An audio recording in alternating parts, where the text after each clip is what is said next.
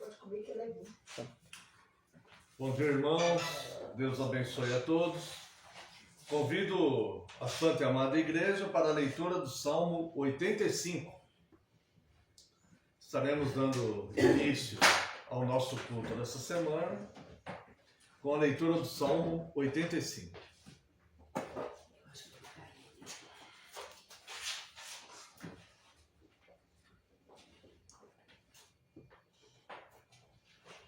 Favoreceste, Senhor, a tua terra, restauraste a prosperidade de Jacó.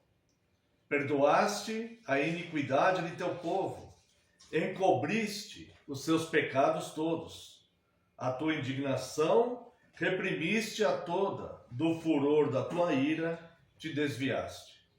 Restabelece-nos, ó Deus, da nossa salvação, e retira de sobre nós a tua ira. Estarás para sempre irado contra nós? Prolongarás a tua ira por todas as gerações? Porventura, não tornarás a vivificar-nos, para que em ti se regozije o teu povo? Mostra-nos, Senhor, a tua misericórdia, e concede-nos a tua salvação. Escutarei o que Deus, o Senhor, disser, pois falará de paz ao seu povo e aos seus santos, e que jamais caiam em insensatez. Próxima está a salvação dos que o temem, para que a glória assista em nossa terra. Encontraram-se a graça e a verdade, a justiça e a paz se beijaram. Da terra brota a verdade, dos céus a justiça baixa o seu olhar.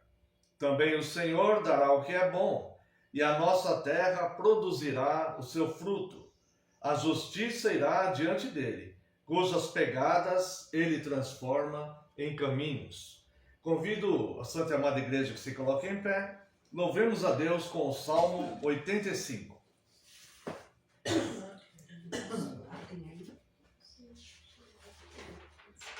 Favoreceste a tua terra, Deus, e restauraste as posses de Jacó.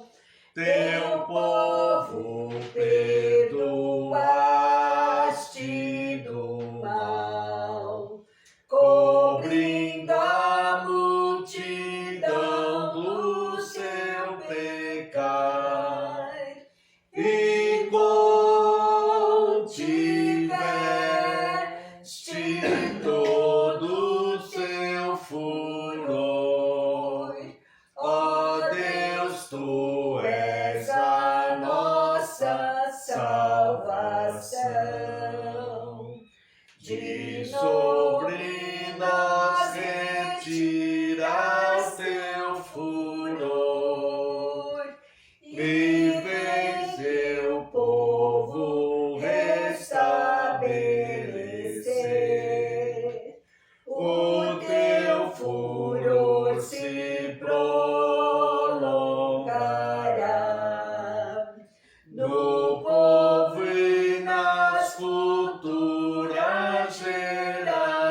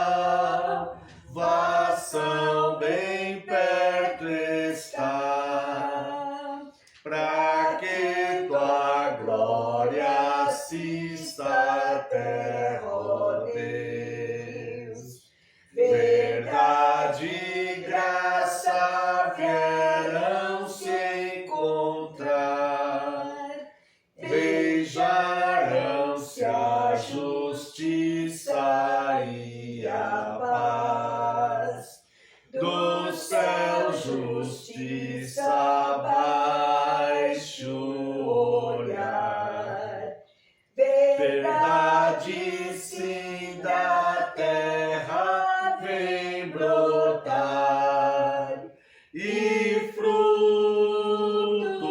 bom da terra Deus dará. Pegada justa, sendas se farão. Convido a amada igreja a uma oração de invocação. Esvazie-se, como sempre fazemos, de tudo que habita a sua mente, seu coração, a sua alma, preocupações, pensamentos. Concentre-se apenas em glorificar, em louvar o seu Criador e receber a instrução que será dada por Ele, se a graça dele assim o permitir. Convido então a Santa e Amada Igreja a uma oração de invocação. Busquemos a presença do nosso Deus. Pai Santo e Eterno, Deus grandioso, santo, excelso, sublime, Senhor dos exércitos, Deus todo-poderoso, Senhor Criador dos céus e da terra, Deus que nos ama com amor intenso, a ponto de enviar o seu próprio Filho para resgatar aqueles que o receberem, Deus, formando assim um único corpo, a tua santa igreja, Deus, uma nação santa, um povo chamado pelo Senhor, ó Deus, retirado, Deus, da condenação eterna, do império das trevas e transportado para o reino do Filho do seu amor. A Ti, Deus, nós rendemos toda a glória, toda a gratidão, ó Deus, toda a adoração, e queremos homenageá-lo, agradecê-lo, Deus, analisar os Teus grandes feitos, lembrar, Deus, da Tua criação, da Tua salvação, meditarmos, Deus, nos Teus ensinos, recebermos, Senhor, tudo aquilo que o Senhor venha nos falar deste culto, e responder, ó Deus, queremos responder com salmos, com louvores, Deus, pelos Teus grandes feitos, porque somente o Senhor é Deus, somente o Senhor é digno de ser adorado, de ser cultuado, Deus, de ser louvado, porque o Seu nome é grande, é santo, e o Senhor é todo-poderoso, Deus, e a Ti, Deus, nós oferecemos este culto. Reconhecemos, entretanto, Deus, que somos pecadores, que somos falhos, Deus, lhe pedimos perdão por isso, pedimos perdão, Deus, por todas as nossas falhas, pecados, iniquidades, Deus, toda a nossa negligência, em todos os momentos que falhamos, nós pedimos sinceras desculpas ao Senhor.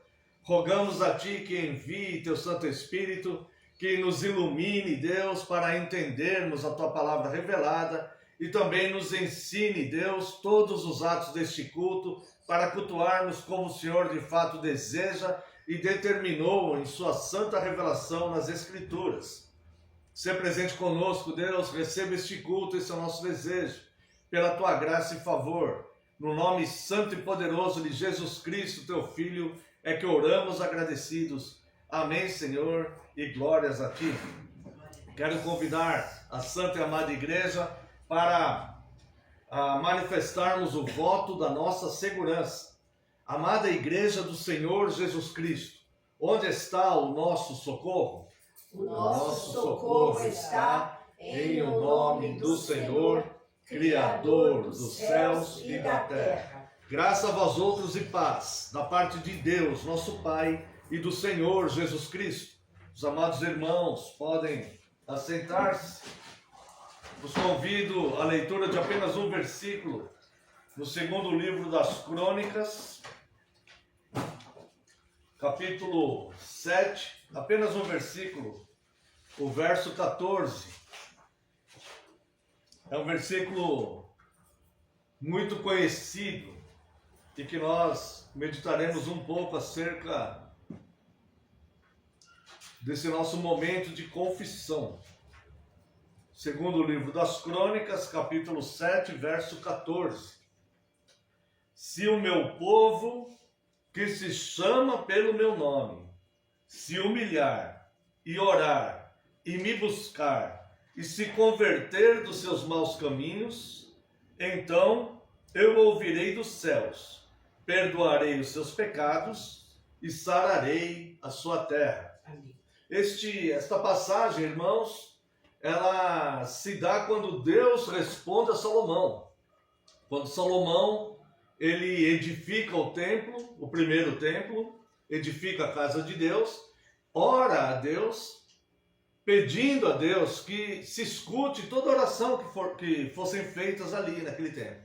E Deus então ele responde a Salomão, dizendo que aceita aquela casa, que os seus olhos estariam atentos às petições que fizessem ali, os seus ouvidos estariam percebendo, recebendo, ouvindo as orações do povo.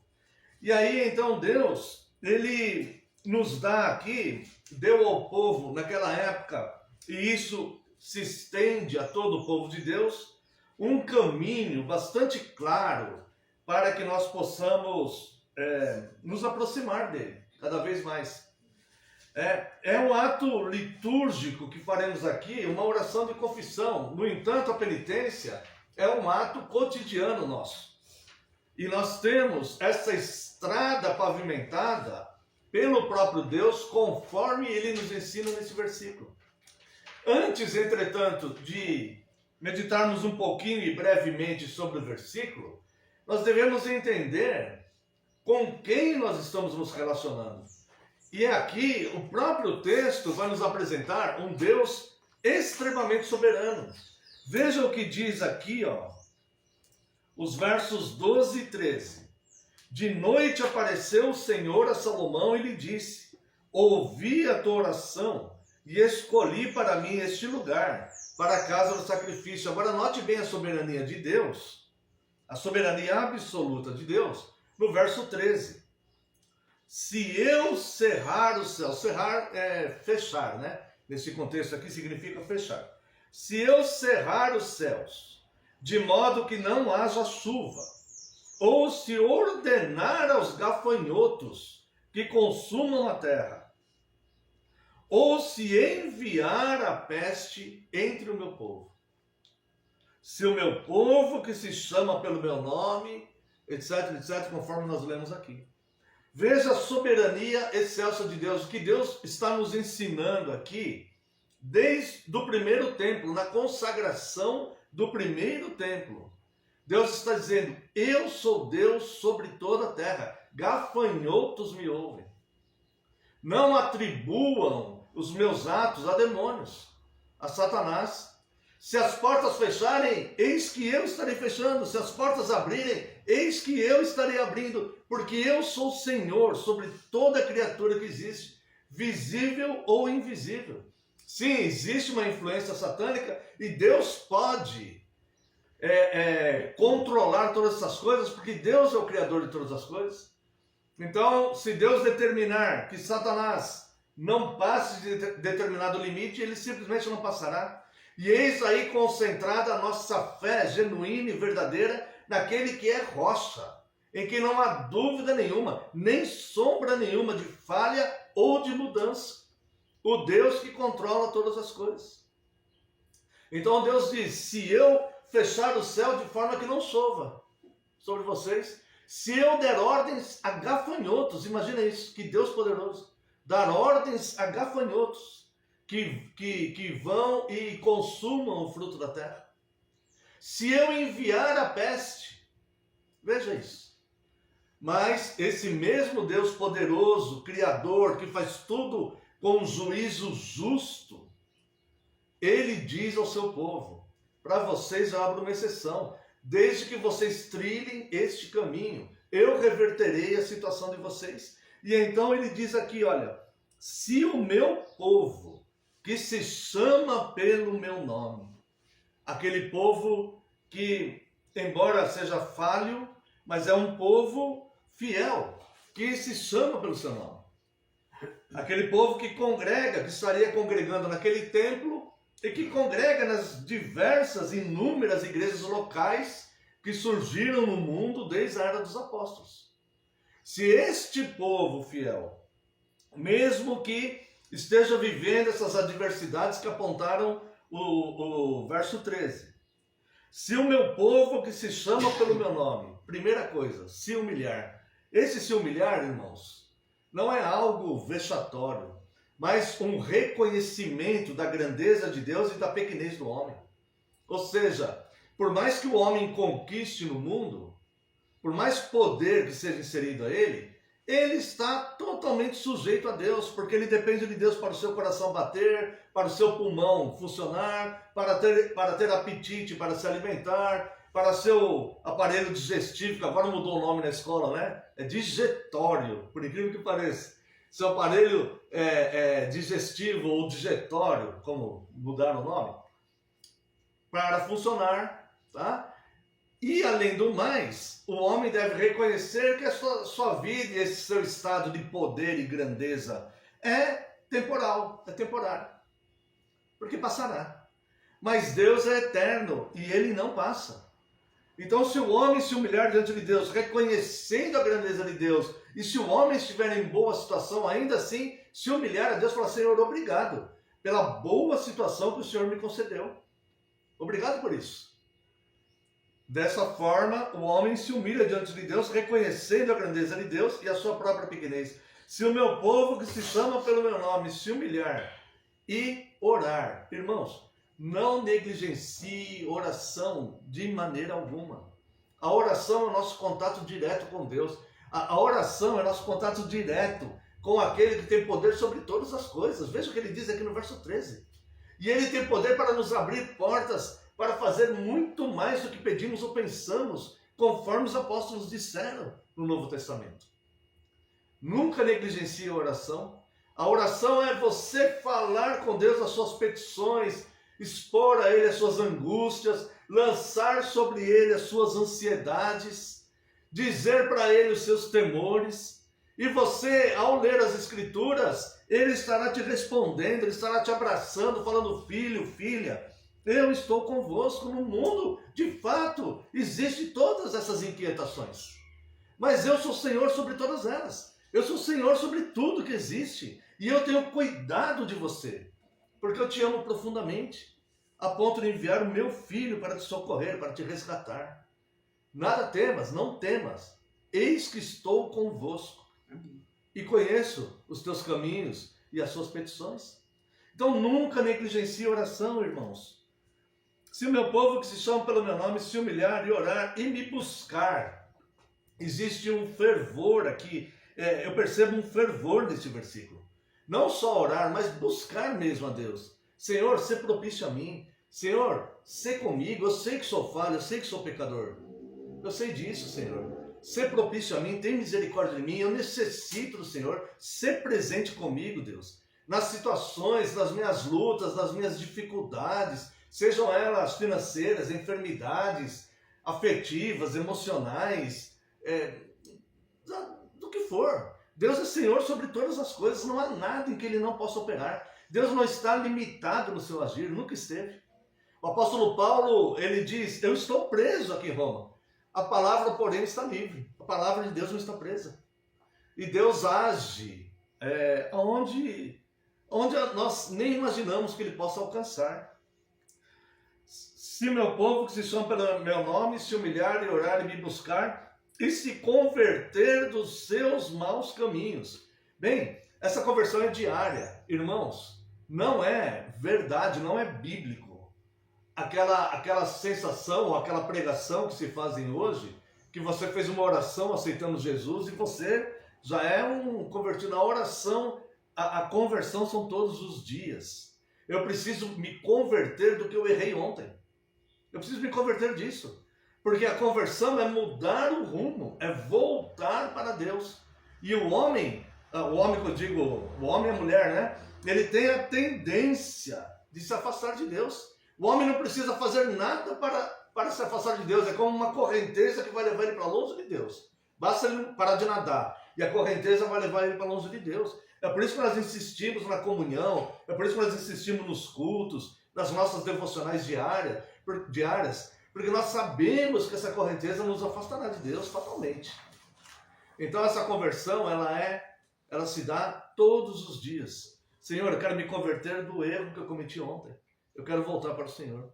E se eu cometer erros hoje de novo, espero que não, né? Mas se cometermos erros hoje de novo, Senhor, eu quero me converter disso, eu quero voltar ao Senhor. E essa preocupação deve estar no nosso coração, na nossa mente.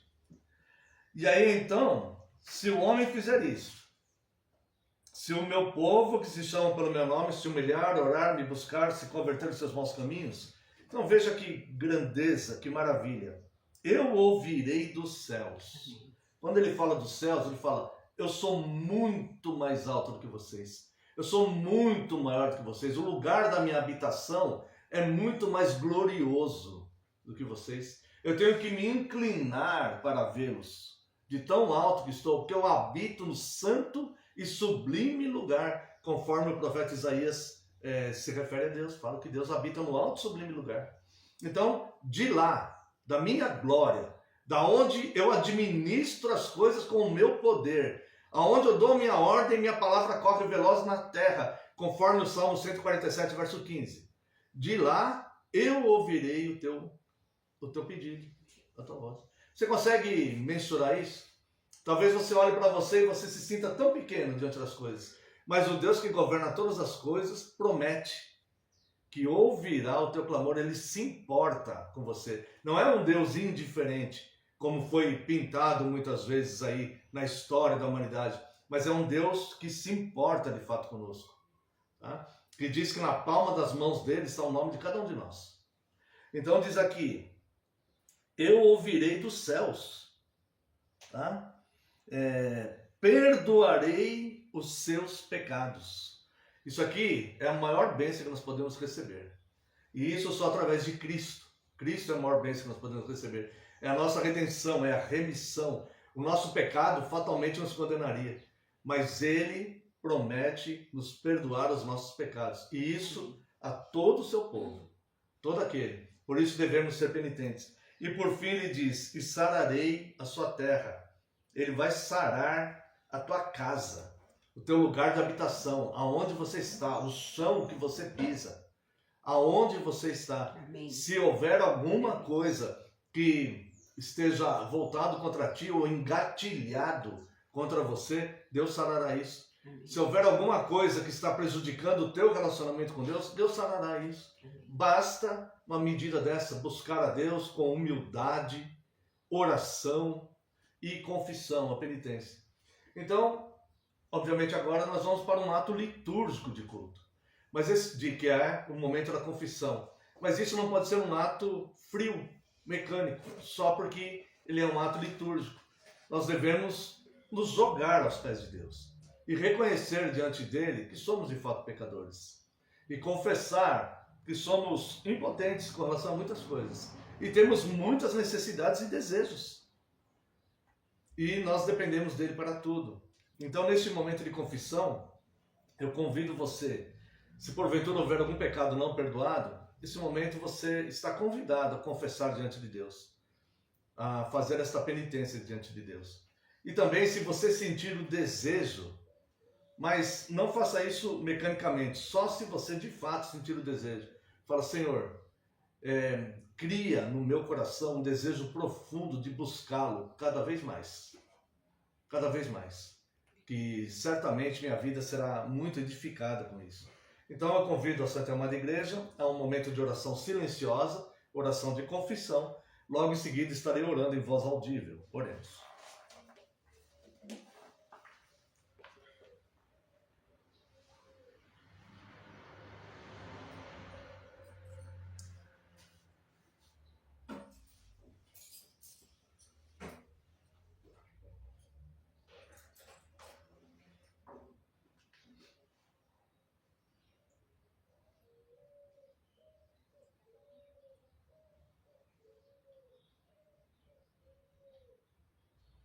Glorioso e eterno Deus, nós continuamos te louvando, Deus, e agora neste ato de culto, Deus, um ato litúrgico, trazemos corações contritos diante do Senhor.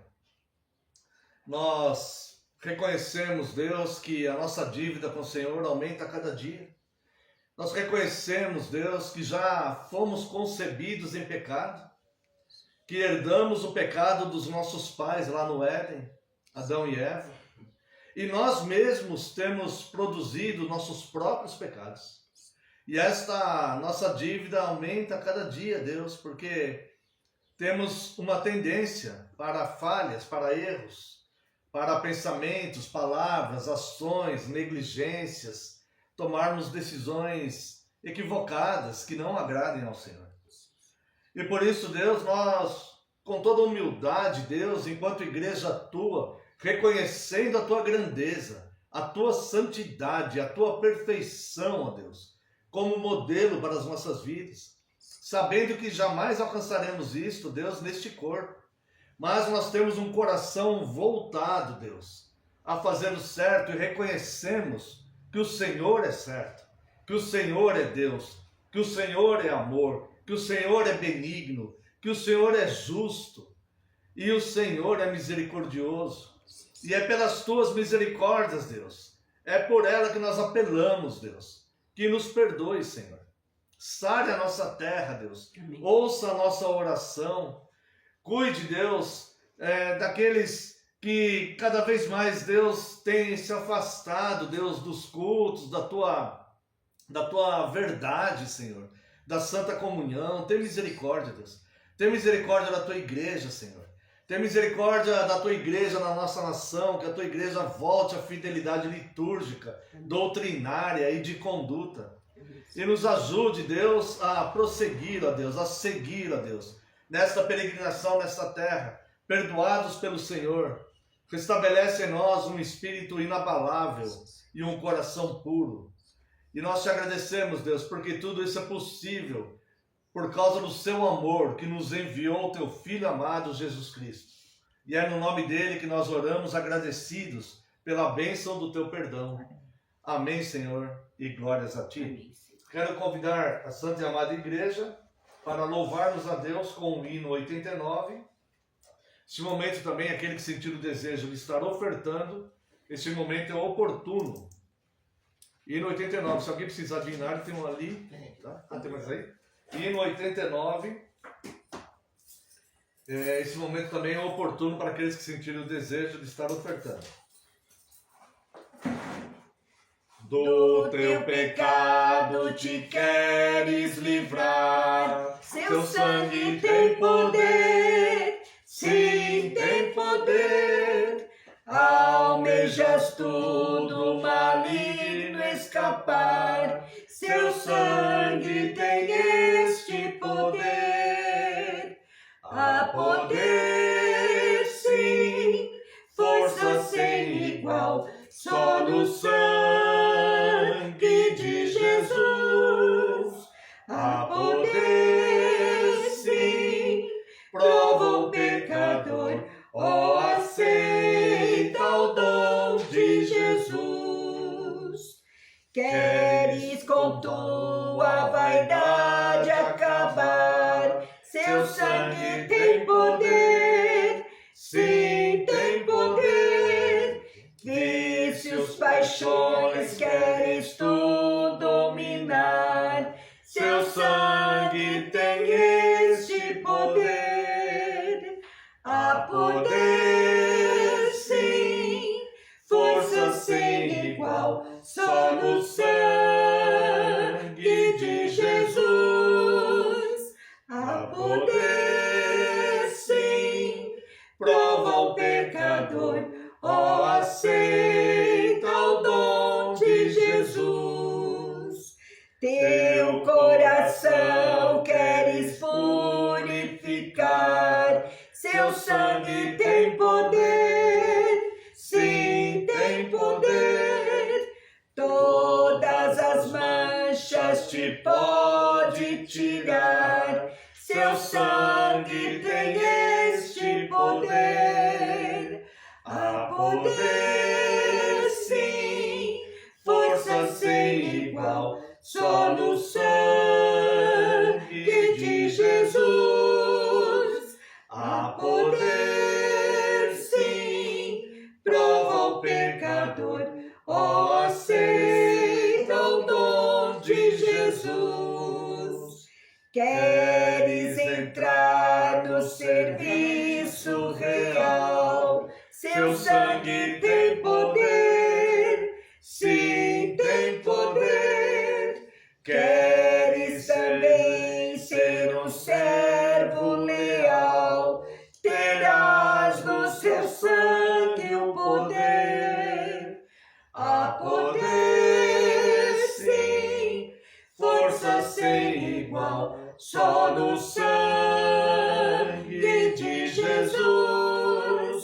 Há poder, sim, prova o pecador, oh, aceita o dom de Jesus.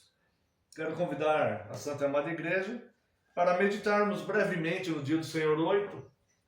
Nós estamos na segunda parte do Catecismo, que é onde mostra a nossa salvação, né? A primeira parte do Catecismo nos ensina sobre como são grandes os nossos pecados e a nossa miséria. E a segunda parte do Catecismo, que começou no dia do Senhor 5, ela nos ensina sobre a nossa salvação em Cristo, tá? Então, o dia do Senhor 5 começa nos mostrando a necessidade que temos de Cristo. Também passamos pelo dia do Senhor 6, até que chegamos no dia do Senhor 7, onde a pergunta 21 diz: o que é a verdadeira fé? A resposta à pergunta 21 do dia do Senhor 7.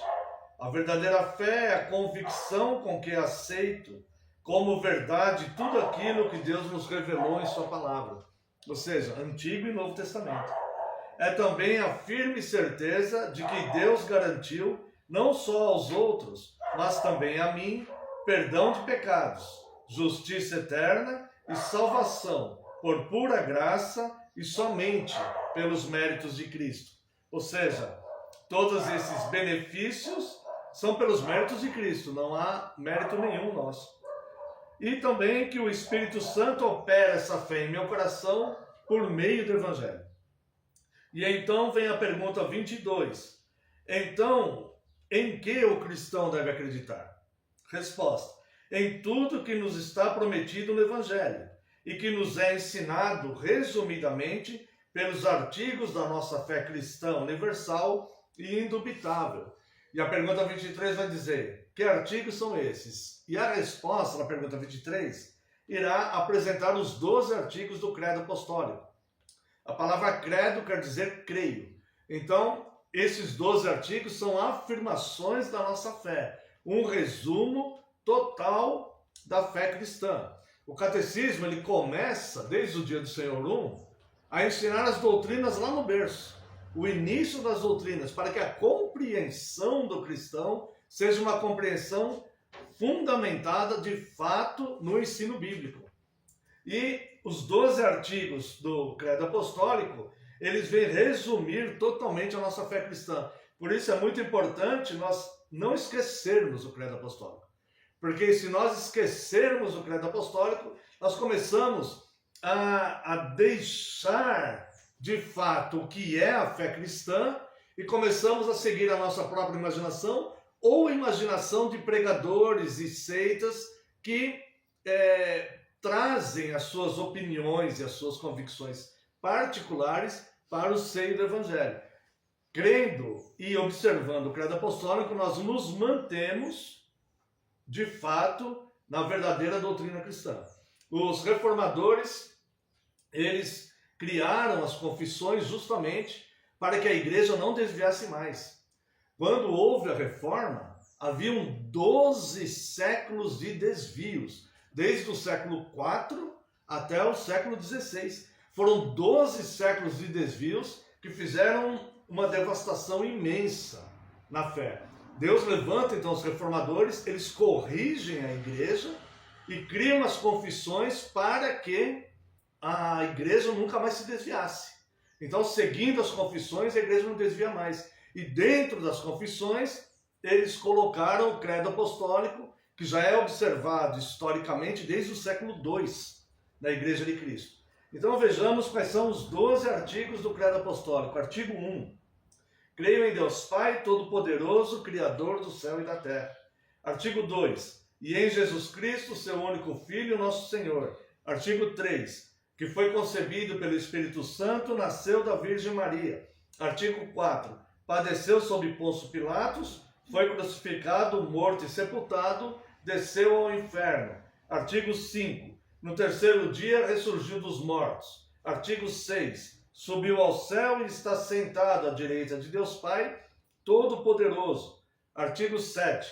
De onde há de vir a julgar os vivos e os mortos. Artigo 8. Creio no Espírito Santo, Artigo 9.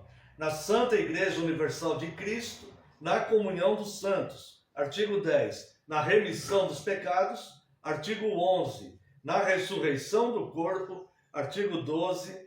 E na vida eterna. Amém. Então nós vemos que ele é dividido em 3 partes. Deus Pai, Deus Filho e Deus Espírito Santo. O artigo 1 fala de Deus Pai. Dos artigos 2 a 7 fala de Jesus Cristo.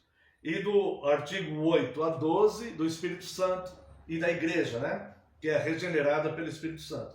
E assim chegamos então ao dia do Senhor 8. Pergunta 24. Como se dividem esses artigos? Resposta: em 3 partes. A primeira parte nos ensina sobre Deus, o Pai e a nossa criação. A segunda parte nos ensina sobre Deus, o Filho e a nossa redenção, que significa salvação. E a terceira parte nos ensina sobre Deus, o Espírito Santo e a nossa santificação. Então veja que o credo apostólico ele é fundamentado na Trindade, tá? Na pessoa do Deus Pai, na pessoa do Deus Filho e na pessoa do Espírito Santo. Essas 3 pessoas têm importância fundamental, né? As 3 pessoas que são o nosso Deus. Tem importância fundamental, tanto na nossa criação como na nossa salvação, né? Deus Pai é o nosso Criador e Cristo participou da obra da criação, tá? Cristo é o nosso Redentor, enviado pelo Deus Pai. E o Espírito Santo participando das 3 obras, né? O Espírito pairava quando a terra era sem forma e vazia, o Espírito estava presente. O Espírito, quando Cristo é batizado e assume o seu ministério terreno, o Espírito capacita o homem em Cristo a cumprir aquele ministério. Quando ele é batizado, o Espírito aparece em forma como de pomba, né, sobre ele. E a terceira parte nos ensina do Espírito Santo sobre a nossa santificação e regeneração. Então, é um Deus completo que nos irá salvar. Antes, no entanto, de nós analisarmos, né, o credo apostólico que pretendemos começar no dia do Senhor 9, a analisar com mais profundidade, é necessário entender essa ação triúnica de Deus, tá? Pergunta 25. Visto que só existe um único Deus, por que é que você fala em 3 pessoas? Pai, Filho e Espírito Santo. Essa pergunta é bastante pertinente, porque isso não poderia ter surgido da mente humana, mas a Bíblia nos revela Deus nesta Trindade, tá? Então vamos à resposta. Porque o próprio Deus se revelou de tal maneira em sua palavra, que essas 3 pessoas distintas são o único, verdadeiro e eterno Deus. Então, nós não encontramos a palavra Trindade nas Escrituras, de fato não. Essa palavra foi dada por Tertuliano, que foi um teólogo, apologeta do período dos pais da igreja, né? Aqueles que vieram diretamente dos apóstolos, como discípulos dos apóstolos, né? Conforme passou aquela geração apostólica, os pais da igreja, nunca mais houve apóstolos na igreja, tá? Aí os pais da igreja, considerados, eram chamados, historicamente, né, conhecidos como pais da igreja, eram oficiais fiéis que eram discípulos dos apóstolos, tá? E Tertuliano, ele não cria a Trindade, ele dá um nome, que realmente esse nome não tem nas Escrituras, tá? É como Newton, né? Newton, ele elucida a lei da gravidade, ele não cria a lei da gravidade. Então ele dá um nome e explica a lei da gravidade, né? Tertuliano, ele explicou, ele percebe a Trindade pelas Escrituras e coloca esse nome para mais fácil seja a identificação e saber do que estamos falando, que doutrina é essa. Então, a palavra de Deus, ela não vai nos apresentar um Deus triuno. Este Deus, no entanto, é incomparável. Quando fazemos um estudo sobre a Trindade, seria bastante profano comparar a Trindade com alguma coisa. Como nós vemos aí, né? Nós vemos pessoas comparando a Trindade com a água, né? O estado sólido, gasoso e tal. Isso é uma blasfêmia. Nós não podemos comparar Deus com a água. A água foi criada por Deus. Outros comparam com o ovo, que tem casca, gema e clara. Isso também é uma blasfêmia, né? Eu já vi até comparação sobre a praia, que tem a areia do mar, o sal da água e o vento que leva. Irmãos, tudo isso são criações de Deus, tá? Deus, ele é incomparável. O Deus verdadeiro, ele diz: a quem me comparareis para que eu seja igual? Tá? Então, nós devemos explicar a Trindade somente como a Bíblia revela a Trindade, que é Deus Pai, Deus Filho e Deus Espírito Santo. E é nisso que cremos e depositamos toda a nossa fé, porque há uma revelação bíblica aí. Tá? Então, obviamente não vai dar para explicar a Trindade agora, nesse momento, porque é um estudo longo, né? Mas todos aqueles que quiserem um estudo sobre a Trindade, nós faremos com toda alegria, servindo a Cristo. Então, irmãos, para que nós possamos entender então o credo apostólico, que se Deus nos permitir, começaremos a analisar a partir do dia do Senhor 9, próximo domingo, nós vamos entender então que ele é fundamentado na pessoa da Trindade e as obras da Trindade, tá? Então, o artigo 1, fundamentado em Deus, Deus Pai. A maior parte, que vai do 2 ao 7, é a cristologia, né, do credo.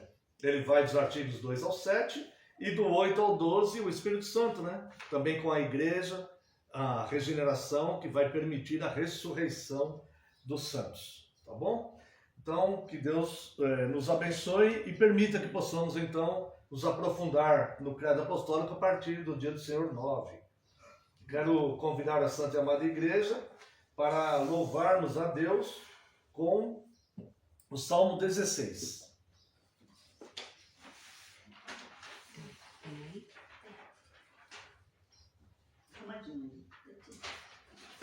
Salmo 16. Tem mais um ali, ó. Guarda-me, ó Deus, pois em ti eu me abrigo. Minha alma diz que tu és meu Senhor. Além de ti, outro bem eu não tenho. E nos teus santos está meu prazer. Há muitas punições, penalidades mil, pra quem por deuses trocar o Senhor. Jamais darei sacrifício a tais deuses, a quem meus lábios não pronunciarão. És minha taça, Senhor, minha herança, da minha sorte o arrimo tu és. Tenho as divisas em áreas amenas. Minha herança é formosa e sem par. Bendigo meu Senhor, que a mim conselhos traz, e à noite o coração vem me ensinar. Tenho, Senhor, sempre a minha presença. Ele à direita, abalado não sou. Meu coração bem alegre exulta, meu corpo a salvo repouso terá. Minha alma não deixarás no abismo, nem o teu santo provar corrupção. Tu me faz saber por onde devo andar. Sim, o caminho da vida enxergar, a pleno gozo na tua presença, na tua destra delícia sem fim. Quero convidar os irmãos para partirmos agora para o nosso sermão. Irmãos, hoje, conforme deliberação da nossa igreja, faremos um sermão relembrando a reforma, né? Nós estamos na semana da reforma, próxima sexta-feira. Enquanto o mundo pagão celebra Halloween e essas coisas, a Igreja de Cristo, ela celebra o dia da reforma, quando Deus levantou os reformadores que corrigiram a igreja e trouxeram a igreja de volta aos padrões apostólicos. E neste pequeno sermão, manifestando gratidão a Deus por ter levantado aqueles reformadores e ter liberto o povo das garras da superstição, nós vamos meditar num sermão em que relembra 3 características de Cristo que os reformadores trouxeram novamente à tona, que estavam esquecidas há 12 séculos. 3 características de Cristo que são abençoadoras à sua igreja e que não foram pregadas pelos desvios da igreja por 12 séculos. Podem ter sido pregadas por grupos que eram fiéis, mas não pela igreja que se desviou, né? Então, o sermão vai abordar essas 3 características e nós, com o coração jubiloso de gratidão a Deus, nós vamos relembrar, meditar a respeito dessas 3 características de Cristo e agradecer a Deus por ter levantado aqueles homens. Muitos morreram, né?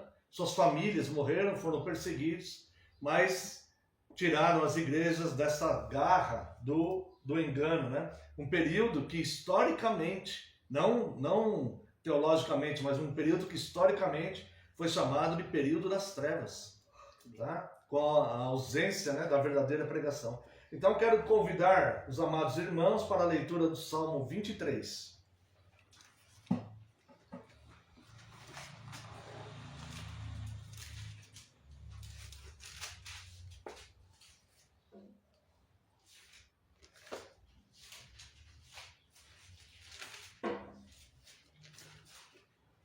Salmo 23. O Senhor é o meu pastor, nada me faltará. Ele me faz repousar em pastos verdejantes. Leva-me para junto das águas de descanso. Refrigera minha alma.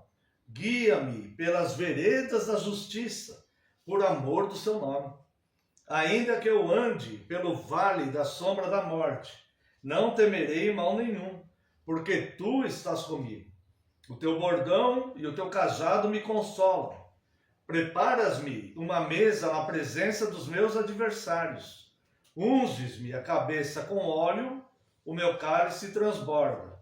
Bondade e misericórdia certamente me seguirão todos os dias da minha vida, e habitarei na casa do Senhor para todos sempre.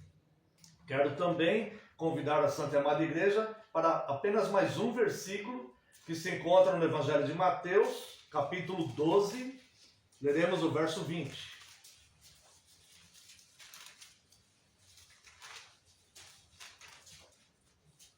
Mateus capítulo 12, verso 20.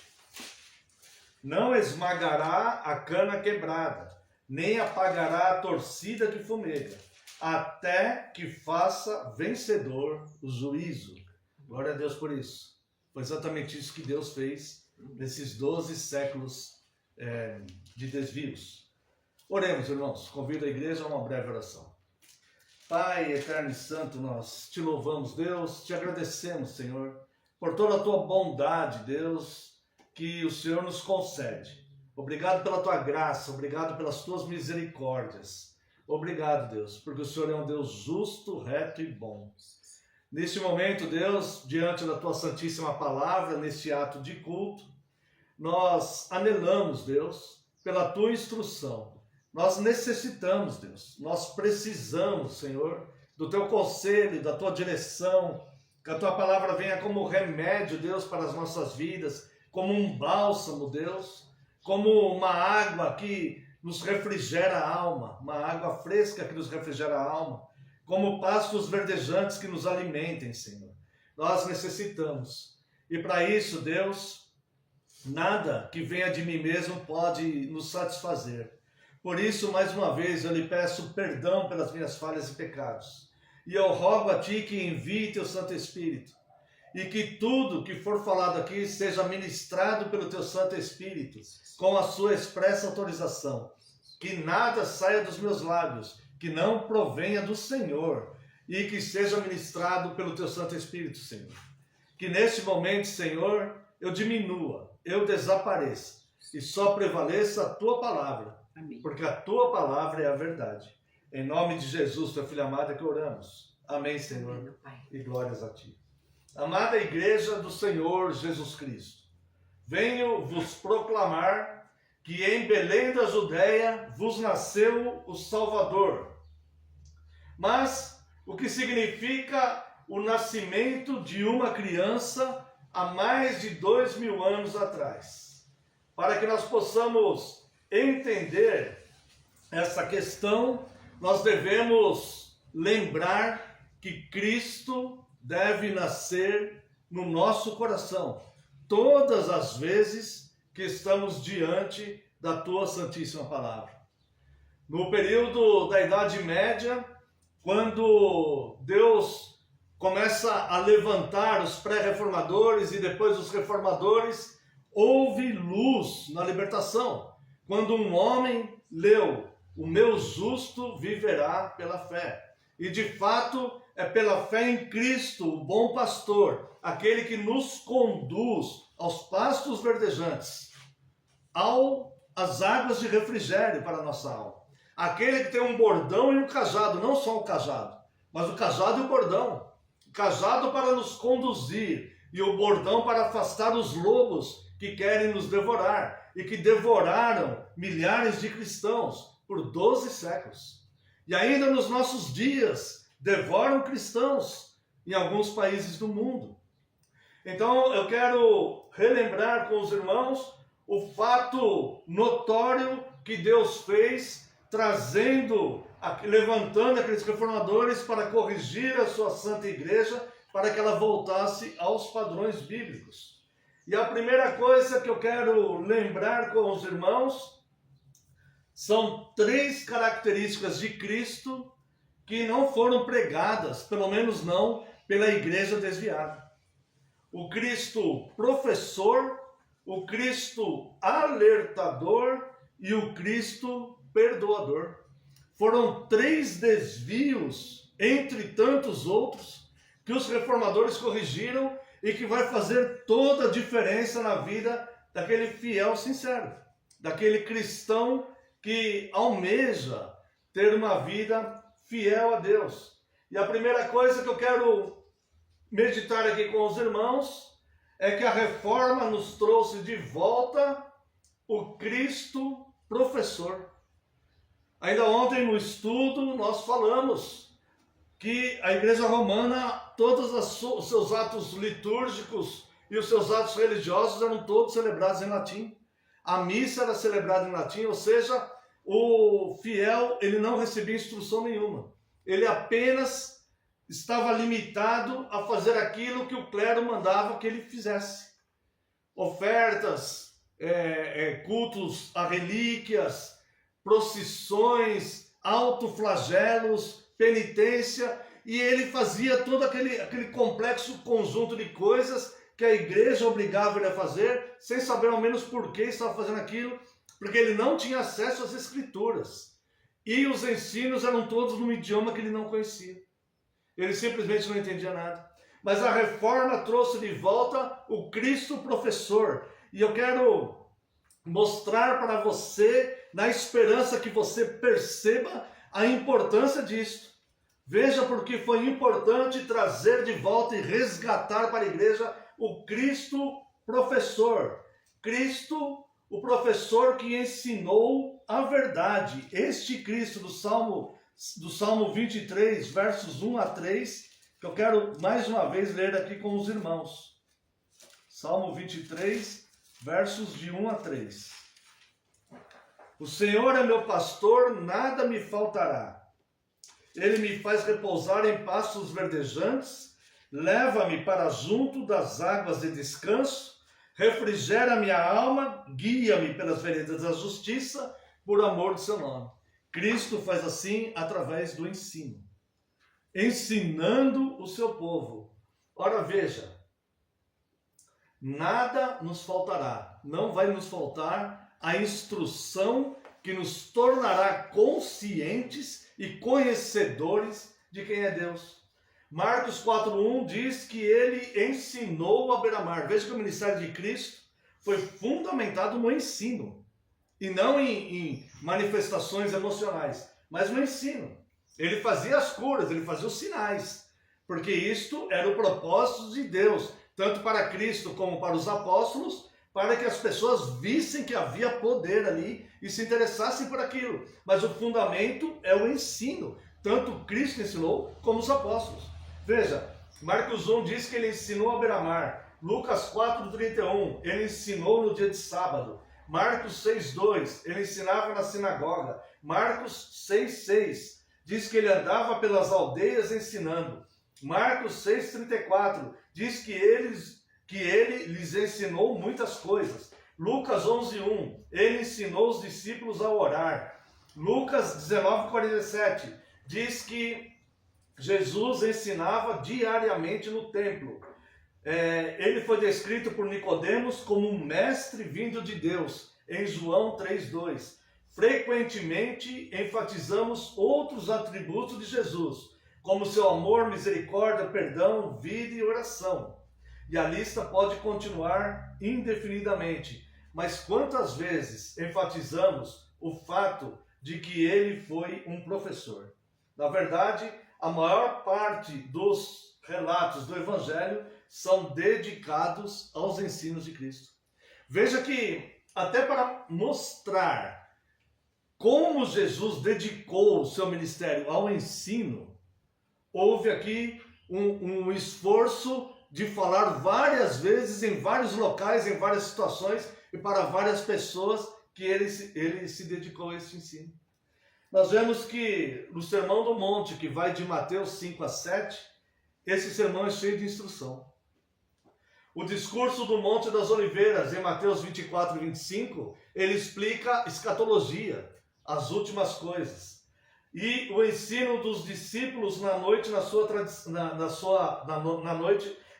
traição, vai de João capítulos 13 a 17. Portanto, não só é importante que Jesus nos ensinou, mas é importante o que ele nos ensinou. Quando o apóstolo Paulo esteve lá no Areópago, em Atenas, ele viu um altar que os gregos destinavam ao Deus desconhecido. Isso significa que eles imaginavam que poderiam adorar um Deus sem o conhecer. E o apóstolo Paulo diz, não, é sobre esse Deus desconhecido que eu quero falar para vocês. E ele diz, nele existimos, por ele fomos criados, nele existimos e nele nos movemos. Ou seja, ele é tudo em todos. É o Deus que é tudo em todos. E que, segundo o Salmo 139, é impossível fugir dele. Então, este Deus que nos garante a vida eterna através do conhecimento, como vemos na oração sacerdotal, em João 17:3, que Jesus diz, a vida eterna consiste em conhecer a Deus e a Jesus Cristo a quem Deus enviou. Esta vida eterna, não existe vida eterna sem este conhecimento. É necessário conhecer este Deus. Então, Jesus era um professor, e isso significa que Deus é um professor. Ele ensinou que o ensino é a base para ser cristão.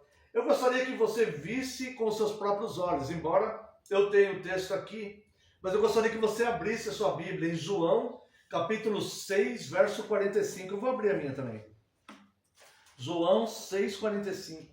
E veja a importância do Cristo professor.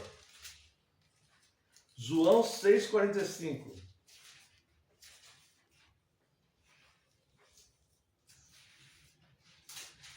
Está escrito nos profetas, e serão todos ensinados por Deus. Portanto, todo aquele que da parte do Pai tem ouvido e aprendido, esse vem a mim. Note isso. Note como é importante isso. Isso aqui é o próprio Cristo falando, tá? Cristo está dizendo o seguinte, verso 44, ninguém pode vir a mim se o Pai que me enviou não o trouxer, e eu ressuscitarei no último dia. Cristo está falando como é o processo da salvação. Ou seja, ninguém pode vir a mim, diz Cristo, se o Pai que me enviou não o trouxer.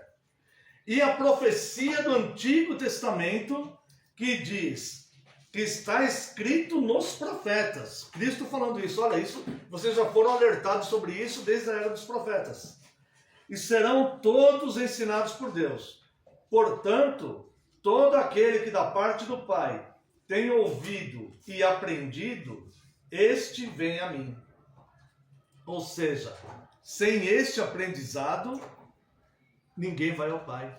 Agora você veja o que foram 12 séculos de subversão. 12 séculos onde não houve ensino, para que as pessoas pudessem aprender a respeito do Pai. Para fazer a vontade de Deus, devemos ser ensinados, assim como João. João diz em João capítulo 7, verso 17: se alguém quiser fazer a sua vontade, esse ensinamento saberá se é de Deus ou se fala por mim mesmo. Para fazer discípulos, eles devem ser ensinados, conforme vemos na grande comissão de Mateus 28, 20, que diz: ide por todo mundo, pregai o evangelho a toda criatura, ensinando-os e batizando-os em nome do Pai, do Filho e do Espírito Santo, ensinando-os a guardar todas as coisas que vos tenho mandado.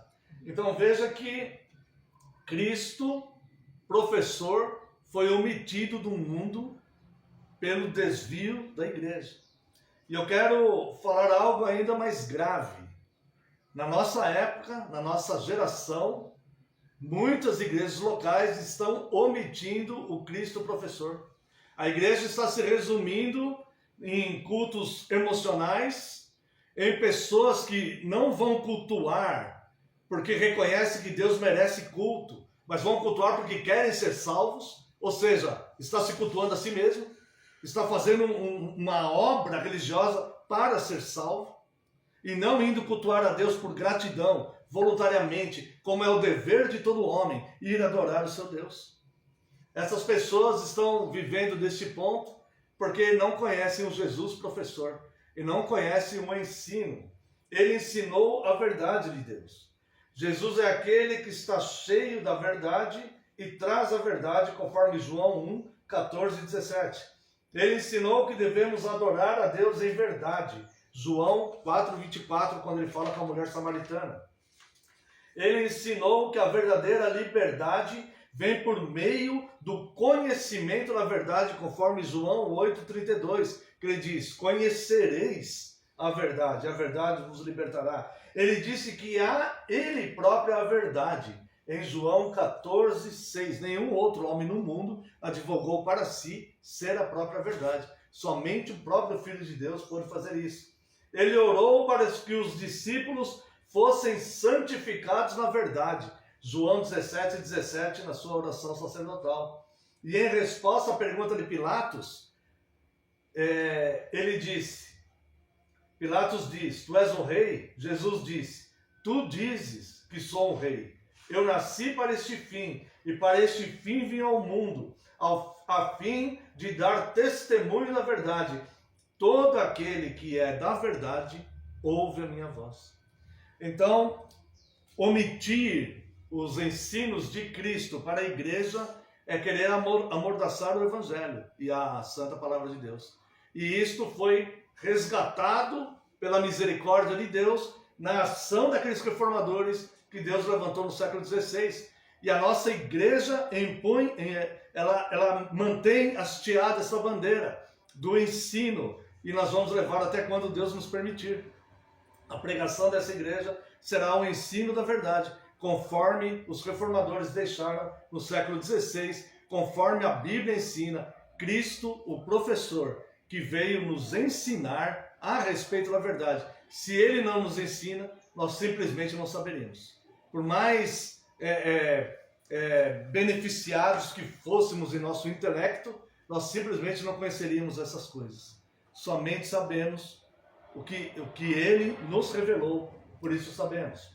A segunda questão, a segunda característica de Cristo que a reforma nos trouxe de volta é o Cristo alertador. Antes, eles viviam somente fazendo a vontade do clero. E não havia advertência nenhuma. Só haviam ameaças, mas por parte do clero. A reforma nos trouxe de volta o Cristo alertador. Alertador é aquele que avisa do perigo. O Salmo 23, 4, nós vemos aqui que Cristo, ao nos pastorear, ele nos avisa do perigo. Ainda que eu ande pelo vale da sombra da morte. Ou seja, existe o vale da sombra da morte. Existem os lugares perigosos. Existem perigos na peregrinação do cristão nessa terra. Mas, com Cristo nos pastoreando, o alertador, ainda que eu ande pelo vale da sombra da morte, não temerei mal nenhum, porque tu estás comigo, o teu bordão e o teu cajado me consolam. Por que eles me consolam? Porque o cajado me conduz no caminho seguro, e o bordão espanta todo aquele animal que vem com a intenção de me devorar, todos os perigos do caminho. Então, este Cristo alertador foi também resgatado na época da reforma para ser pregado novamente pela igreja. Ele nos alerta principalmente sobre o pecado. Veja, depois de curar um homem paralítico no tanque de Betesda, Jesus disse: eis que já está curado. Não peques mais para que não te suceda coisa pior. João 5,14. Jesus cura aquele homem fisicamente, mas faz um alerta para ele: o pecado te mata. Mesmo eu te curando e você passar o resto dos seus dias gozando de ótima saúde e usufruindo daqueles seus membros que não funcionavam, no caso suas pernas, que você não podia andar, mesmo você usufruindo desse benefício, se você continuar numa vida de pecados, você terá uma eternidade de condenação. Então Jesus é o alertador. Nós necessitamos deste alerta. É aquela velha história que eu já contei. Se você vem dirigindo o seu carro e você vai entrar numa curva e passa um homem que já passou pelo lado de lá e ele só acena por você e sorri, mas não faz nada para te alertar, você retribui o aceno e depois da curva tem uma ponte caída. O que você pensaria desse homem? Ele viu a ponte caída, mas não me avisou. Agora, se você está na mesma situação, você vai entrar na curva e vem um homem e ele tenta te alertar, manda você parar, faz sinais alertando que existe um perigo. Você então não sabe o que é, mas você, por precaução, você reduz, e quando você sai da curva você vê uma ponte caída. O que você vai pensar daquele homem? Você vai ter gratidão por ele. Você fala assim: obrigado que aquele homem me avisou, ele te alertou do perigo. E Cristo, uma das funções de Cristo foi ser o alertador, e alertou sobre o pecado. Ele diz que cometer pecado torna o pecado nosso Senhor. Veja aqui, em verdade vos digo, todo aquele que comete pecado é servo do pecado. João 8,34. E ele adverte que para que nos arrependamos do pecado ou vamos morrer neles. Em Lucas 13, 3-5 diz: a menos que se arrependam, todos da mesma forma perecerão. a menos que se arrependam. Todos, da mesma forma, perecerão. Esse é o Cristo alertador, que não pode ser omitido do nosso conhecimento, para a nossa consciência. Ele nos avisa sobre os falsos mestres. Ele nos alerta não só do pecado, ele nos alerta sobre os falsos mestres. Não é só o cajado, é o cajado e o bordão, como eu falei. A vara para afugentar os lobos predadores. Tá? Em Mateus 7,15 diz, Jesus diz, acautelai-vos dos falsos profetas. E olha como ele alerta isso. Acautelai-vos dos falsos profetas que vêm a vós disfarçados de ovelhas, mas por dentro são lobos devoradores. Irmãos, o lobo, ele só quer a gordura da ovelha. Ele só quer o benefício que a ovelha pode produzir para ele. Ele não está preocupado com o bem-estar da ovelha. O lobo, ele não está preocupado em levar a ovelha para pastos verdejantes, para águas de refrigério. Não é essa a preocupação dele. O que tira o sono dele é se a ovelha não vai fornecer a gordura que ele quer. Se a ovelha não vai fornecer o benefício que ele quer. É isso que tira o sono dele. Não é a preocupação com a ovelha, se a ovelha está alimentada ou não. Se a ovelha precisa de refrigério ou não. Se a ovelha está no caminho da sombra da morte ou não. Ele nem se preocupa com essas coisas. E Jesus vem nos advertir a respeito deste falso mestre. Em Marcos 13, 21, 22, ele diz, e então se alguém vos disser, eis aqui o Cristo, ou ei-lo lá, não acredite, porque hão de surgir falsos cristos e falsos profetas, e farão sinais e maravilhas, para que possam desencaminhar, se possível, os eleitos. Se possível fosse, eles enganariam até os eleitos. Mas as ovelhas de Cristo reconhecem a voz de Cristo. E eles sabem aonde está a verdade, aonde está o caminho. A ovelha de Cristo reconhece. E ela sabe. Em Lucas 6, 26 diz, ai de vocês quando todos falarem bem de vocês, pois da mesma maneira fizeram a seus pais os falsos profetas. Falarem bem de vocês, ou seja, aquela bajulação toda.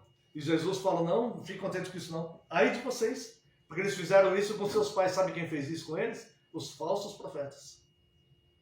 Na época de Jeremias principalmente, quando Jeremias era uma voz solitária, pregando que se não houvesse arrependimento, viria o cativeiro babilônico, enquanto os profetas só queriam pregar o que o povo queria ouvir. Haverá prosperidade. Os falsos profetas pregavam. Haverá prosperidade. E Jeremias pregava, se não houver arrependimento, haverá um cativeiro babilônico. A mão de Deus pesará, uma nação forte virá, uma nação cruel virá. Mas eles queriam ouvir falar sobre a prosperidade. E ele nos alerta ainda sobre o inferno. Jesus fala mais sobre o inferno do que qualquer outro escritor da Bíblia. E ele diz aos discípulos que pregariam a sua mensagem. Ele diz, e não temais os que matam o corpo, mas não podem matar a alma. Temei antes aquele que pode fazer perecer no inferno, tanto o corpo como a alma. A esse temei. Não tema homens, que não podem fazer nada com o teu futuro. Tema a Deus, que pode fazer perecer no inferno a tua alma e o teu corpo. Ele fala isso em Mateus 10, 28. Ele diz aos fariseus que não acatavam a sua mensagem. E ele diz palavras duras, mas eram palavras de alerta. Ele diz, serpentes, raça de víboras, como escapareis da condenação do inferno? Esse Jesus alertador não pode ser omitido. Nós devemos entender o Jesus alertador e sermos gratos a ele. Mateus 23, 33 ele diz isso. Ele avisa a todos os seguidores que mesmo as coisas mais preciosas desta vida não valem o preço do inferno. E ele diz, se a tua mão te faz tropeçar, corta fora. Melhor é entrar aleijado na vida do que com as duas mãos ir para o inferno, ao fogo que nunca se apaga e onde o verme não morre. E depois em Marcos 9, 43, 44. E ele avisa em Mateus 5, 46, que o castigo eterno está reservado para aqueles que não se entregam a ele. E estes irão para o castigo eterno. Jesus é, portanto, o que avisa do perigo fatal. Não só nos ensina o caminho da vida, mas ele nos adverte do perigo.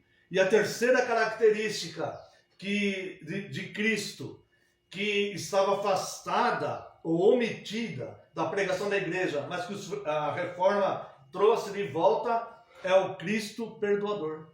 Na época da igreja, na época do desvio da igreja, eles não pregavam Cristo perdoador. Eles pregavam a venda de indulgências. Então ele falava, se você quer ir para o céu, deposite uma oferta nesta urna. Havia um homem chamado Tetzel, que ele ia com esse gasofilácio viajando por toda a Europa, por todas as igrejas. E esse foi um dos pontapés iniciais da reforma das 95 teses que Lutero colocou na frente da Catedral de Wittenberg. E ele dizia, eles creem na falsa doutrina do purgatório. E eles falavam, olha, tem alguém da sua família no purgatório? A hora que você der a sua oferta, quando a tua moeda cair no fundo do gasofilácio, a alma do teu ente querido sai do purgatório e vai para o céu. Não falava de Cristo perdoador. Falava uma mentira para o povo. A fim de arrecadar dinheiro. Vendiam o reino de Deus por dinheiro. Exatamente como movimentos infiltrados hoje na igreja evangélica faz. Pessoas que colocam suas próprias fotos na porta da igreja, como se fosse o dono da igreja. E que desviam dinheiro do povo, prometendo bênçãos e prosperidade para o povo, se o povo ofertar. Exatamente como esse Tetzel fazia. Então a pessoa estava lá, não tinha o ensino, não tinha o Cristo professor, porque não havia o ensino. Não tinha o Cristo alertador. As pessoas estavam cegas, só acreditavam naquilo. Aí chegava alguém falando, olha, se você tem um parente no purgatório, dê a sua oferta. Quando a sua moeda cair no fundo do gasofilácio, aquela alma vai sair do purgatório e vai para o paraíso. E a pessoa entrava numa crise, de um conflito, numa espécie como é que fala quando alguém está sendo chantageado? Uma espécie de chantagem emocional, né? Porque a pessoa entrava naquilo e falava, olha, meu pai já morreu, minha mãe já morreu, vai que está lá no purgatório. E eu gostaria que... Então eu vou ter essas 2 moedas aqui, eu vou pôr uma para cada um. Já morreu meu irmão, já morreu não sei quem, já morreu meu amigo, já morreu o meu marido. Então eu vou colocar a moeda, quem sabe ele está lá no purgatório, a hora que minha moeda cair eu liberto ele. Eu não posso me omitir de fazer isso. Olha só. Olha que coisa cruel. E eles tinham as escrituras, viu? Eles tinham as escrituras. E mesmo assim faziam isso. E omitiam o Cristo perdoador. Mas irmãos, não é assim que se perdoa pecados. Não é dando oferta que se perdoa pecados. O perdão dos pecados está no arrependimento genuíno. E pedir a Deus, Senhor, pelo sangue remidor de Cristo na cruz, me perdoa dos meus pecados e das minhas falhas. Somente Deus pode perdoar os pecados. Não é a tua oferta. Você pode ofertar tudo que você tem para a sua igreja. Não é assim que você alcança o perdão de pecados. Não é isso. É o arrependimento sincero, genuíno, interno. Aquela tristeza que fala, Senhor, a culpa é minha. Eu realmente fiz isto. Me perdoa. E me perdoe não só por isso que eu fiz, mas me perdoe por eu ser pecador. Por eu ter essa tendência, me perdoe. E, obviamente, a palavra nos assegura que Ele nos perdoará. Então a sua missão era salvar o perdido. Desde o começo, quando o anjo fala para Maria, quando o anjo fala para José, e ela dará à luz a um filho, se referindo a Maria, e lhe porás o nome de Jesus, porque ele salvará seu povo dos seus pecados. Mateus 1, 21. E Marcos 2, 17 diz, os sãos não precisam de médico, mas sim os enfermos. Não vim chamar justos, mas pecadores ao arrependimento. Em Lucas 19, 10 está escrito, porque o Filho do Homem veio buscar e salvar o que se havia perdido. Foi isso que Cristo fez, movendo aqueles libertadores, aqueles reformadores, levando a mensagem da salvação de volta, tirando aquelas pessoas, tirando o mundo da Idade Média e tirando aquelas pessoas daquela superstição toda que estava enriquecendo alguns e condenando os inocentes. Em Lucas 1, 76 e 77 diz, Sim, e tu, filho, serás chamado profeta do Altíssimo, pois irá diante do Senhor para preparar os seus caminhos, para dar conhecimento da salvação ao seu povo na remissão dos seus pecados. E ele tinha autoridade para perdoar pecados. Quando aqueles homens, quando eles estavam no local pregando, cheio de gente, levaram um paralítico para ele, abriram o telhado, colocaram o paralítico na frente dele, e ele, antes de curar aquele paralítico, ele diz: os teus pecados estão perdoados. Ele fala para aquele homem.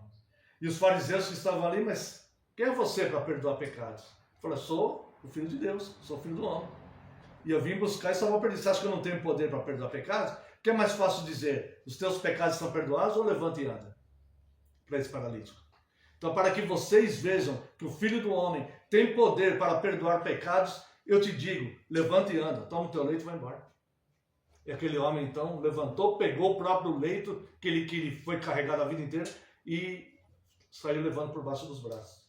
Então, em Lucas 7, 44 e 48, ele se voltou para a mulher e disse a Simão: vês tu essa mulher? Entrei em tua casa, não me deste água para os pés, mas ela lavou meus pés com lágrimas e os enxugou com os cabelos da sua cabeça. Não me deste beijo, mas essa mulher, desde que entrei, não tem cessado de beijar os meus pés. Não me ungiste a cabeça com óleo, mas esta ungiu-me os pés com bálsamo. Portanto, eu te digo, falou para a mulher, seus pecados, que são muitos, estão perdoados, porque ela muito amou. Mas a quem pouco se perdoa, pouco ama. E ele disse-lhe: perdoados estão os seus pecados. Esse Simão, que recebeu Jesus na casa dele, viu uma mulher que tinha uma vida não boa, né? Uma vida desordenada. E essa mulher ficava ali chorando aos pés de Cristo, beijando os pés dele e passando um bálsamo nos pés dele. E esse Simão não falou nada, mas ele pensou. Ele falou assim: se esse aí fosse profeta de fato, ele saberia quem é essa mulher que está fazendo isso. E aí então ele pega e fala para Samuel: olha, eu entrei aqui, você não me beijou. Eu entrei aqui, você não lavou os meus pés, que era costume naquela época, né? Eu entrei aqui, você não me deu um óleo de unção, você não me fez nada. Mas essa mulher, desde que eu cheguei, ela tem feito todas essas coisas. E eu falo, os pecados dela, que são muitos, eu sei quais são os pecados dela. Estão perdoados. A multidão dos pecados dela estão perdoados. Então, veja que ele tem autoridade para perdoar pecados hoje. Como diz em Mateus 28, 18, toda autoridade me foi dada. Em João 20, 22 e 23, e dizendo isso, soprou sobre eles o Espírito e disse: recebeis o Espírito Santo, de quem perdoares os pecados, eles serão perdoados, e de quem todos os pecados vos restiverem, eles serão retidos. Falou isso para a igreja. Certo? Este perdão vem pelo sangue de Jesus. Mateus 26, 28. Porque este é meu sangue da aliança, que é derramado por muitos para a remissão dos pecados. Este perdão deveria ser pregado em seu nome, por sua autoridade. Lucas 24, 47 diz: e que o arrependimento e a remissão dos pecados sejam pregados em seu nome a todas as nações, começando em Jerusalém. Então, irmãos, pegamos diversos versículos para nós entendermos a importância que de fato foi a reforma. Cristo é o mais importante de todas as coisas. E os desvios da igreja estavam anulando 3 características de Cristo que fazem toda a diferença para a nossa vida hoje. O Cristo professor, que nos ensina a verdade, que veio para nos ensinar da verdade. O Cristo alertador, que nos avisa que existe sim um perigo no final da nossa jornada nessa terra. Existe sim. E a única forma de escapar dele é estando no próprio Cristo. E o Cristo perdoador, que somente ele, pelo seu sacrifício na cruz, tem poder para nos perdoar os pecados. Porque se nós não tivermos os nossos pecados perdoados por Cristo, nós pereceremos eternamente. Essas 3 características foram resgatadas de volta para a pregação da igreja, o que nós louvamos e agradecemos a Deus por ter levantado aqueles reformadores. Dia 31 de outubro, enquanto o mundo estará festejando Halloween ou coisas assim, nós vamos dobrar os nossos joelhos e falar: Senhor, muito obrigado. Muito obrigado por tão grande libertação. O Senhor nunca abandonou a sua igreja. E mesmo nesse período, grupos que eram perseguidos continuavam pregando a tua verdade, até que o Senhor levantou esses reformadores. E hoje nós temos novamente a pregação completa de Cristo, com essas 3 características que foram omitidas. Louvado seja Deus por ter levantado os reformadores. Amém.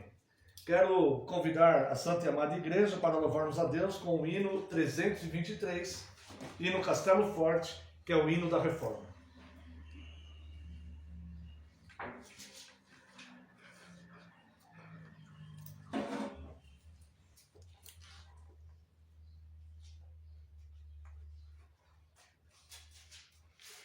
Castelo forte é nosso Deus, espada e bom escudo. Com seu poder defende os seus em todo transe agudo.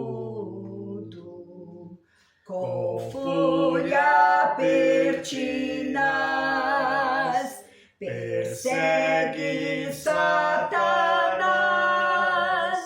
com arma e manhas tais e astúcias tão cruéis que iguais não há na terra. A nossa força nada faz, estamos sim perdidos, mas nosso Deus socorro traz e somos protegidos. Defende-nos, Jesus, o que venceu na cruz, Senhor dos altos céus, e sendo o próprio Deus, triunfa na batalha. Se nos quisessem devorar, demônios não contados, não nos podiam assustar, nem somos derrotados. O grande acusador dos servos do Senhor já condenado está, vencido cairá por uma só palavra. Sim, que a palavra ficará, sabemos com certeza, e nada nos assustará, com Cristo por defesa. Se temos de perder os filhos, bens, mulher, embora a vida vá, por nós Jesus está, e dar-nos a seu reino. Escreveu isso durante uma grande perseguição, quando levado e condenado à morte pelos romanos. Eles falaram: a sua condenação pode ser retirada, basta você se retratar do que você disse. E ele disse: A paz, se possível, mas a verdade a todo custo. Se me mostrar nas Escrituras que estou errado, e aí então, este hino em meio à grande perseguição. Deus seja louvado, agradecemos a Deus pela reforma. Convido a Santa Amada Igreja, mesmo assentados, para que possamos fazer uma breve oração. Pai gracioso, eterno e santo, nós te louvamos, Deus. Te agradecemos por Cristo, Senhor. Por Cristo, o nosso professor que nos ensina, o nosso alertador que nos adverte dos perigos.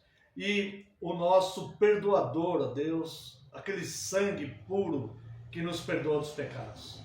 Te agradecemos, Deus, porque está retratado esse pastoreio no Salmo 23, para o descanso das nossas almas.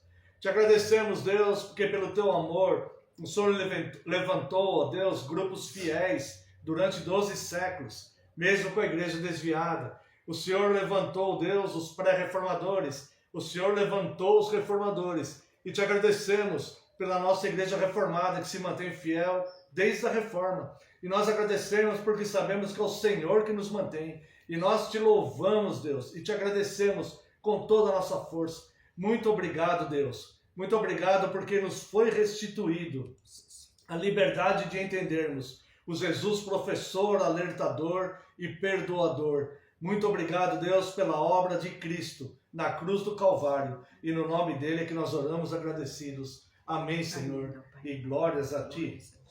Antes de finalizarmos, convido a Santa Amada Igreja para professarmos o voto, para professarmos a nossa fé cristã através do credo apostólico. Aqueles que querem acompanhar, está na página 67 das 3 formas de unidade. Professemos a nossa fé cristã através do credo apostólico. Creio em Deus Pai, Todo-Poderoso, Criador do céu e da terra, e em Jesus Cristo, seu único Filho, nosso Senhor, que foi concebido pelo Espírito Santo, nasceu da Virgem Maria, padeceu sob Pôncio Pilatos, foi crucificado, morto e sepultado, desceu ao inferno. No terceiro dia, ressurgiu dos mortos, subiu ao céu e está sentado à direita de Deus Pai, Todo-Poderoso, de onde há de vir a julgar os vivos e os mortos. Creio no Espírito Santo, na Santa Igreja Universal de Cristo, na comunhão dos santos, na remissão dos pecados, na ressurreição do corpo e na vida eterna. Amém. Convido a Santa Amada Igreja que se coloque em pé. Vamos a uma oração de encerramento. Após a oração, a bênção. Após a bênção, tem apenas um aviso, ou 2, para a Santa e Amada Igreja. Oremos, irmãos. Pai eterno, excelso e santo, te louvamos, Deus. Muito obrigado, Deus. Muito obrigado por mais uma vez termos o privilégio, Deus, de iniciarmos a nossa semana cultuando ao Senhor, em santa comunhão, Deus, com nossos irmãos e irmãs, e também com todos aqueles, Deus, que o cultuam nesse teu dia, dia do Senhor, ó Deus, aqueles que o cultuam em espírito e em verdade nas igrejas fiéis, espalhadas por todo o mundo, igrejas que pertencem ao Senhor. Nós te louvamos, Deus, pelo amor que existe entre nós, pela nossa união, pela nossa paz. Te louvamos por Cristo. Muito obrigado, Deus. Muito obrigado, Deus. Entramos nessa semana da reforma e queremos lembrar esse teu grande feito, Deus, de ter levantado homens e mulheres, Deus, que lutaram pela fé cristã para manter a igreja fiel e genuína, a igreja sem mácula, a igreja, Deus, limpa, perfeita, que o Senhor virá buscar como sua noiva. Muito obrigado, Deus. Ajude-nos a nos manter fiéis, Senhor. Sem a tua ajuda nós não conseguiremos, mas baseados, fundamentados na tua promessa e na tua palavra, nós pedimos ao Senhor que nos conduza nessa caminhada, ó Deus, enquanto igreja, levando fielmente a tua mensagem para o mundo. Despeça-nos em segurança, Deus. Dê-nos um domingo de paz e tranquilidade na tua presença, que possamos ir dormir felizes e tranquilos. Permita que possamos vencer essa semana que se inicia, Deus. Dê-nos boas notícias, dê-nos motivos, Deus, para louvá-lo, para glorificá-lo, para agradecê-lo cada vez mais, ó Deus. O principal motivo o Senhor já nos deu, que é Cristo, mas nós precisamos das tuas bênçãos e lhe pedimos os teus cuidados. E pedimos, Deus, para aqueles que estão enfermos, pedimos pelo Renato, pelo seu Dirã, estenda as suas mãos, ó Deus, a irmã Célia que está se recuperando, pedimos os teus cuidados sobre a vida desses irmãos. Também pedimos, Deus, que o Senhor estenda a mão aos tentados, traga a paz aos aflitos, que o Senhor abençoe a nossa nação, ó Deus, os governantes, as autoridades, que eles possam fazer leis mais justas, Deus, que todas as questões políticas e econômicas que estamos vivendo possam se reverter em bênção para o teu povo. Proteja a tua igreja na América Latina, proteja a tua igreja no Brasil, proteja a tua igreja no mundo, Senhor. Permita, Deus, que possamos nos reunir muitas outras vezes em torno do seu nome, se assim for o seu desejo. Abençoe todo o seu povo, espalhado em toda a face da terra, e traga paz a Jerusalém. Oramos no nome santo e sagrado de Jesus Cristo, seu Filho amado. Amém, Senhor, e glórias a ti. Receba a bênção, irmãos. Que a graça do nosso Senhor Jesus Cristo, o amor do Deus Pai e a comunhão e as consolações do Espírito Santo sejam sobre vós, agora e para todos sempre. Amém e amém. Os irmãos podem assentar-se um pouquinho.